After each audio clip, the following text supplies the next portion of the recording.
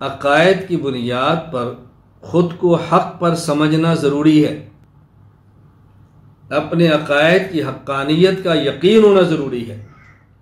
یہ ضروری ہے کہ انسان کا ذہن ہو کہ میں حق پر ہوں، میرا عقیدہ درست ہے، میں باطل پر نہیں ہوں۔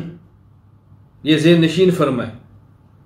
امام زین الدین بن ابراہیم المعروف ابن نجیم الحنفی رحمہ اللہ تعالی، وفات سن 970 ہجری، الاشباح والنظائر علی مذہب ابی حنیفہ النعمان، اس میں فائدہ فی اعتقاد الانسان فی مذہبہ و مذہب غیری کتاب فرماتے ہیں اذا سئلنا عن مذہبنا و مذہب مخالفینا فی الفروع یجب علینا ان نجیب بان مذہبنا صواب یحتمل الخطا و مذہب مخالفین خطأ یحتمل الصواب لأنک لو قطعت القول لما صح قولنا ان المجتہد یخطئ و یصیب و اذا سئلنا عن معتقدنا ومعتقد خصومنا فی العقائد یجب علینا ان نقول الحق ما نحن علیہ والباطل ما علیہ خصومنا۔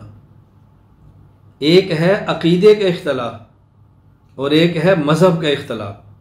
فرماتے ہیں عقیدے کے بارے میں یہ ضروری ہے کہ کہے حق وہ ہے جس پر ہم ہیں، اور باطل وہ ہے کہ جس پہ کوئی دوسرا اور غیر آدمی ہے۔ باطل دوسرا ہے اور ہم حق پر ہیں۔ اور ایک ہے مذہب، اجتہادی مسائل، اس میں ہم کہتے ہیں کہ ثواب ہمارے ساتھ ہے، خطا دوسرے کے ساتھ ہے، اور ہمارے مذہب میں بھی خطا کا احتمال ہے، دوسرا خطا پر ہے لیکن اس میں درست ہونے کا بھی احتمال ہے، جس طرح امام ابو حنیفہ رحمہ اللہ، امام مالک رحمہ اللہ، امام شافعی رحمہ اللہ، امام احمد بن حنبل رحمہ اللہ، یہ 4 مذاہب ہیں، ان میں اختلاف حق اور باطل کا نہیں ہے، حق اور خطا کا ہے۔